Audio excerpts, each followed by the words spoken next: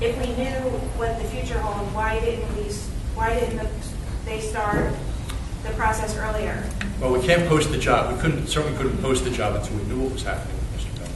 That was the first issue. The second issue is that once we post the job, we are required to post the job for 20 days. So it has to stay out there. It's stagnant for 20 days. Now, while we are able to get into that track and take a look at applications, we are not permitted to act on them for 20 days. So there are chunks of time that march forward.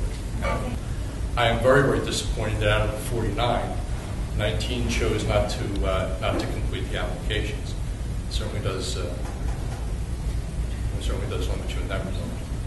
I think maybe Mr. Wigo. The question that I asked was, of the 30 who have applied, legitimately applied, do we have 8 to 10 strong applications? And the answer is yes, we do.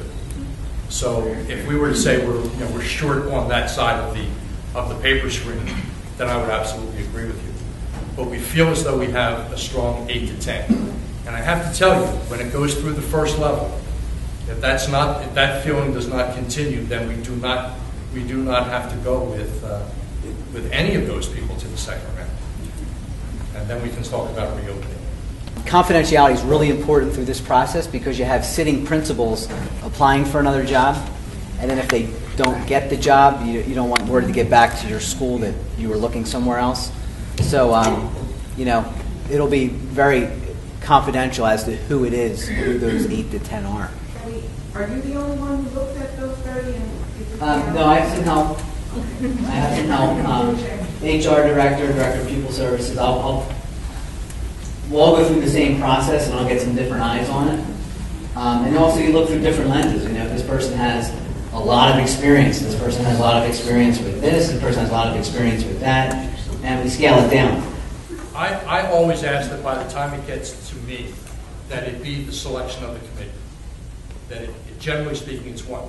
Bill is saying that it can be one or two because every once in a while, and it happened twice over the past 2 years, every once in a while that committee of administrators will say, we have a dead heat, it's up to you. Do what use your discretion. So by the time, we would hope that by the time, my fingers are always crossed, that by the time the one candidate gets to me, I have the final hour and a half with that person. And then if they pass muster in terms of that hour and a half with me, I feel comfortable then taking them to the board. And then there is a 9-member committee of the board that also questions and scores the candidate as being acceptable or not. Is there a vetting process where someone gets on a phone and calls not one person, but maybe 3 administrators this person has worked with? Every time. 5 teachers this person has worked with. The HR director. To fish out if there's any smell of anything. I'll say it the last time. Every time. And not just this time. Who is the person that does that? Say it again? Who is the person, or who are the people? Do board members participate? Well, let me speak to the person in question, okay? For one of our former principals at our middle school, I got on the phone and spoke with an HR director, an assistant superintendent, and a superintendent. We have those forms. I have all that documentation. It was stellar. And I'm not addressing that I want you to know. case. I wanted to use that case. I want to use the worst case scenario to let you know that regardless of how, and regardless of that. Right, but are we going beyond the administrator level? Are we going to go to teachers? Sometimes that information isn't available at the administrative level. I have to tell you, or they don't want to share that information. It's very interesting because at that particular point, we had an interim principal here that I know very well. I worked with him for 30 years. The gentleman in question was a coach at one of the Chester County high schools. Coached this guy's kid. I went to him, got nothing but A's in terms of how he handled his boys. We do go the extra mile in terms of trying to. Mr. Bucci, we've worked with him in the Westchester area school district. Mr. Bucci was able to give us a thumbs up. But I'm not addressing him at all. No. But I want you to know. No, I need to because I want you to know that even the best vet is as good as it's only as good as the heart of the person that you're vetting. So I just we want- we will jump through every possible hoop that you have, we can guarantee that, and we document that, we truly do. And that It's all usually, part of the file. yeah, As parents, how much change are we going to be expecting? Because I know that there were a lot of changes that were made with an interim principal.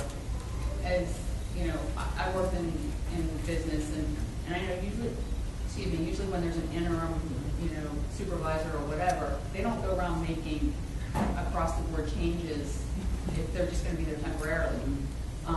So I guess I was a little shocked at how many changes and how many things happened at the beginning of last year with an interim principal.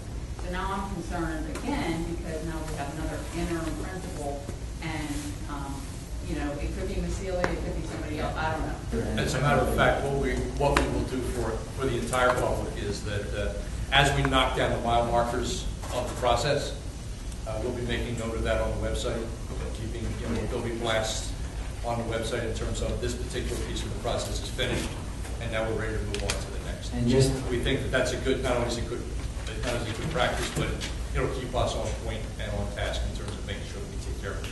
I'd also like to acknowledge our 3 board members who came out this evening. They have been an integral part of setting up the process. And you're looking for change, and there is change happening. Our board is playing a much more active role in terms of the processes and the procedures. They're not hearing this for the first time. They are hearing this process from a developmental perspective instead of an informational perspective. So that being said, congratulations. And I mean that sincerely. It's what you've been looking for, it's what you have deserved, and it is certainly what you're going to get. We are looking very, very much forward to the transparency that is in front of us, and we will not settle for second best in this school or any of our schools. This is a 5-star school. We've said it from the very beginning, and any tarnish that is on any one of those stars, we will make sure that we buff it off. So with that, I say thank you very much. Thank you, ladies. Appreciate it. Thank you.